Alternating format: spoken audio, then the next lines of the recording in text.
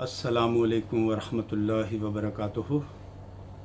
Nadreen, आप देख रहे हैं यूट्यूब चैनल एवरग्रीन नॉलेज और मैं हूं डॉक्टर आबिद नवाज़। नादरीन ग्रामी, आप हमारे इस चैनल को सब्सक्राइब कर चुके होंगे और अगर अभी तक आपने हमारे इस चैनल को सब्सक्राइब नहीं किया तो हमारी ये वीडियो देखने से पहले आप हमारे इस चैनल को सब्सक्राइब कर लीजिए ताकि आपको हमारी आइंदा आने वाली वीडियोस मिलती रहें। नादरीन ग्रामी, आज हम एक ऐसी शख्सियत का ज़िक्र करेंगे जिन्हें हम मोहसिन पाकिस्तान के नाम से जानते हैं और उनका नाम नामी किसी तारुफ का मोहताज नहीं। मिल्लत का पासबां है मोहम्मद अली जिनाह, मिल्लत है जिस्म जां है मोहम्मद अली जिनाह। लगता है ठीक जाके निशाने पे जिसका तीर, ऐसी कड़ी कमां है मोहम्मद अली जिनाह। जी नाज़रीन मोहतरम, जिन्हें हम बाबाए कौम के नाम से भी याद करते हैं, फादर ऑफ द नेशन। और नाज़रीन, जैसा कि कहा जाता है कि ज़िंदा कौमें कभी अपने मोहसिनों को नहीं भुलाती, हमेशा उनकी याद ताज़ा रखती हैं और उनके नक्श कदम पर चलती हैं। कायद आज़म मोहम्मद अली जिनाह रहमतुल्लाह अलैह बानी पाकिस्तान हैं। आपने पाकिस्तान की आवाम को पाकिस्तान का तोहफ़ा दिया। नाज़रीन मोहतरम, कायद आज़म मोहम्मद अली जिनाह फैमिली से ताल्लुक़ रखते थे। आप 25 दिसंबर 1876 को पाकिस्तान के शहर कराची में पैदा हुए। आज उनका 74वां यौम विसाल है, यौम वफ़ात है। आप 11 सितंबर 1948 को कराची ही में आपका विसाल हुआ, आपने वफ़ात पाई और आपका मज़ार जो है कराची में ही मरजए खलाइक है। नाज़रीन मोहतरम, कायद आज़म मोहम्मद अली जिनाह के वालिद मोहतरम का नाम पूंजा जिनाह था और आप चमड़े के एक कामयाब ताजिर थे। कायद आज़म मोहम्मद अली जिनाह रहमतुल्लाह अलैह जो हैं, आपने कराची में ही अपनी इब्तदाई तालीम जो है मुकम्मल की और फिर आप आला तालीम के लिए इंग्लिस्तान तशरीफ़ ले गए। आपने वहाँ से बार एट लॉ किया, बैरिस्टर बने और वकालत की यानी आला डिग्री हासिल की और फिर वतन तशरीफ़ ले आए। पहले आपने बम्बई में अपनी प्रैक्टिस शुरू की, वकालत की, फिर उसके बाद आप कराची तशरीफ़ ले आए। नाज़रीन मोहतरम, आपने उस वक्त देखा कि बर-ए-सग़ीर के मुसलमानान जो हैं वो ग़ुलामी के शिकंजे में जकड़े हुए हैं और इसी चीज़ को अल्लामा मोहम्मद इक़बाल रहमतुल्लाह अलैह पहले से ही महसूस कर चुके थे। लिहाजा उन्होंने तसव्वुर पाकिस्तान दिया और पाकिस्तान हासिल करने की जो ज़िम्मेदारी थी, अल्लामा डॉक्टर मोहम्मद इक़बाल रहमतुल्लाह अलैह समझते थे कि कायद आज़म जैसी हस्ती ही ये मुश्किल तरीन काम कर सकती है। लिहाजा कायद आज़म रहमतुल्लाह अलैह ने इस ज़िम्मेदारी को अपने कंधों पर उठाया और अज़्म मुसम्मम के साथ बर-ए-सग़ीर पाक व हिंद की दुश्मन क़ुव्वतों से नबर्द आज़मा होने का इरादा कर लिया और उन क़ुव्वतों में हिंदू और अंग्रेज़ थे। सरे-दस्त जो थे वो अंग्रेज़ थे और फिर दर पर्दा हिंदू भी थे। अल्लाह जल्ला शानुहु ने इस मर्द मुजाहिद और इस्लाम के इस सिपाही की ना सिर्फ़ मदद फरमाई बल्कि नुसरत भी अता फरमाई। नाज़रीन, कायद आज़म रहमतुल्लाह अलैह आगाज़ में हिंदू तंजीम, सियासी तंजीम कांग्रेस के ही रुकन थे, लेकिन जब आपने देखा कि हिंदू मुसलसल मुसलमानों سے جو ہے وہ دشمنی کر رہے ہیں اور مسلمانوں کے حقوق کا تحفظ نہیں کر رہے، اور وہ چاہتے ہیں کہ انگریز یہاں سے چلے جائیں اور اس کے بعد وہ مسلمانوں پر حاکم بن جائیں، تو آپ نے کانگریس کو چھوڑ دیا، وگرنہ اس سے پہلے آپ کو ہندو مسلم سفیر کہا جاتا تھا، ہندو مسلم اتحاد کا سفیر، لیکن آپ ہندو ذہنیت سے آگاہ ہونے کے بعد آپ نے جو ہے وہ کانگریس کو خیر بات کہا اور مسلم لیگ کو جوائن کیا، اور پھر بعد میں مسلم لیگ کے صدر منتخب ہوئے، اور پھر آپ کی انتھک کوششوں اور شبانہ روز محنت سے ناظرین 14 اگست 1947 کو پاکستان معرض وجود میں آیا، دنیا کے نقشے پر ابھرا، اور یہ وہ وطن ہے ناظرین جو ایک نظریاتی ملک ہے، جو دو قومی نظریے پر بنا ہے، جو اسلام کے نام پر حاصل کیا گیا ہے، نبی کریم صلی اللہ علیہ وآلہ وسلم کے نام پر اور دین اسلام کے نام پر یہ معرض وجود میں آیا ہے۔ لہذا تا صبح قیامت انشاءاللہ العزیز وطن عزیز پاکستان دنیا کے نقشے پر ایک روشن ستارے کی مانند چمکتا رہے گا۔ ناظرین، قائد اعظم ایک ایسی شخصیت کے مالک تھے کہ ان جیسا لیڈر شاید ہی صدیوں میں پیدا ہو۔ جب ابھی آپ ایک نوجوان تھے، تعلیم حاصل کر رہے تھے، کراچی میں آپ کا گھر تھا، آپ رات گئے تعلیم حاصل کر رہے تھے، پڑھ رہے تھے، آدھی رات سے زیادہ وقت گزر چکا تھا، ساری دنیا خواب خرگوش کے مزے لے رہی تھی، لیکن آپ اپنی کتابوں میں گم تھے جب آپ کی بہن فاطمہ جینا رحمۃ اللہ علیہ نے آپ سے آ کر کہا کہ محمد علی کیا بات ہے، تم ابھی تک جاگ رہے ہو؟ تو آپ نے فرمایا تھا کہ ہاں میں جاگ رہا ہوں اس لیے کہ میری قوم سو رہی ہے اور مجھے اپنی قوم کے لیے کام کرنا ہے۔ اور ناظرین، یہی وجہ ہے کہ آپ نے بعد میں یہ قول بھی دیا قوم کو کہ کام کام اور کام۔ اور ایک اور آپ کا بہت ہی مشہور اصول ہے جسے ہم کہتے ہیں ایمان یقین، یقین ایمان، اور ایمان اتحاد، یقین محکم، ایمان اتحاد اور یقین محکم۔ یہ آپ نے قوم کو میسیج دیا، پیغام دیا کہ جب انسان ایمان، اتحاد اور یقین محکم کے ساتھ کسی مقصد کو حاصل کرنے کی لگن میں لگ جاتے ہیں، کوشش میں لگ جاتے ہیں، تو پھر دنیا کی کوئی طاقت انہیں اس مشن کو، اس مقصد کو پانے سے نہیں روک سکتی۔ مگر افسوس کہ آج قوم اس پیغام کو بھول چکی ہے، قوم پھر سے خواب غفلت میں سو رہی ہے۔ یہی وجہ ہے کہ پاکستانی قوم جو ہے وہ پوری دنیا میں رسوا ہو رہی ہے۔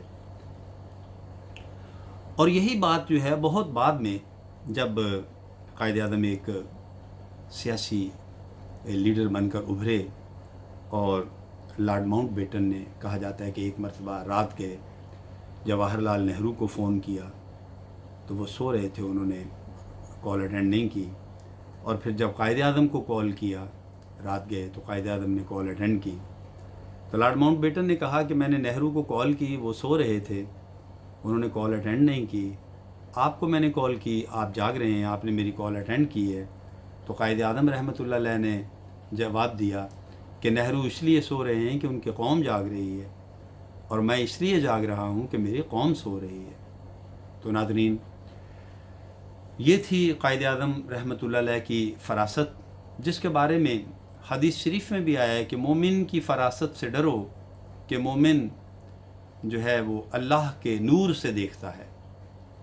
اور یہی وہ فراست تھی جو اللہ تعالیٰ نے قائد اعظم رحمۃ اللہ علیہ اور علامہ ڈاکٹر محمد اقبال رحمۃ اللہ علیہ جیسی ہستیوں کو عطا فرمائی تھی، اور ان کی اسی فراست کی وجہ سے آج بر صغیر پاک و ہند کے مسلمان آزاد وطن میں سانس لے رہے ہیں۔ ناظرین، قائد اعظم رحمۃ اللہ علیہ بہت ہی جہاں دیدہ قانون دان تھے، سیاست دان تھے، ایک عظیم انسان تھے۔ آپ کی زندگی کے بے شمار ایسے واقعات ہیں جن سے ہمیں درس ملتا ہے، سبق ملتا ہے، آپ کی فہم و فراست کا ثبوت ملتا ہے۔ لیکن میں آپ کی زندگی کا ایک ایسا چھوٹا سا واقعہ بیان کرنا چاہتا ہوں۔ واقعہ اس طرح سے ہے ناظرین کہ کہا جاتا ہے کہ ایک مرتبہ قائد اعظم رحمۃ اللہ علیہ کو یہ بات معلوم ہوئی کہ کالج کا ایک اسٹوڈنٹ ہے جو قائد اعظم رحمۃ اللہ علیہ کی بڑی زبردست پیروڈی کرتا ہے، یعنی آپ کی نقل کرتا ہے۔ عمومی طور پر ناظرین لوگ اپنی نقل کو پسند نہیں کرتے، بلکہ بعض اوقات بہت مائنڈ کرتے ہیں اس چیز کو کہ اگر کوئی طالب علم کسی استاد، کسی پروفیسر کی نقل کرتا ہے کسی تعلیمی ادارے میں، تو وہ اساتذہ اور وہ پروفیسر اس بات کو پسند نہیں کرتے۔ بلکہ میرے اپنے تجربے سے یہ بات گزری ہے، بحیثیت ایک میں بھی استاذ ہوں، لیکن بلکہ میں اپنے آپ کو ہمیشہ طالب علم ہی سمجھتا ہوں۔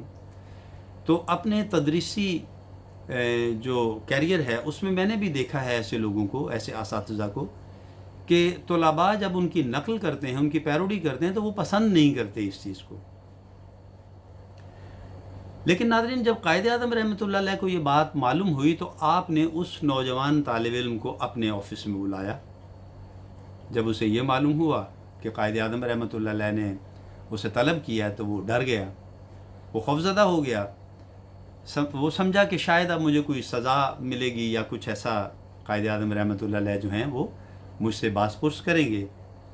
لیکن ناظرین جب وہ نوجوان قائد اعظم کے آفس میں پہنچا تو قائد اعظم رحمۃ اللہ علیہ نے فرمایا کہ میں نے سنا ہے کہ آپ میری پیروڈی کرتے ہو۔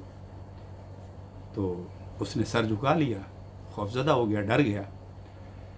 لیکن آپ نے فرمایا کہ اے نوجوان، مجھے اس بات کی خوشی ہے کہ تم میری پیروڈی کرتے ہو۔ میں نے تمہیں اس لیے یہاں بلایا ہے کہ میں بھی دیکھوں کہ تم میری پیروڈی کس طرح کی کرتے ہو، تو تم میری پیروڈی کرو، مجھے خوشی ہوگی۔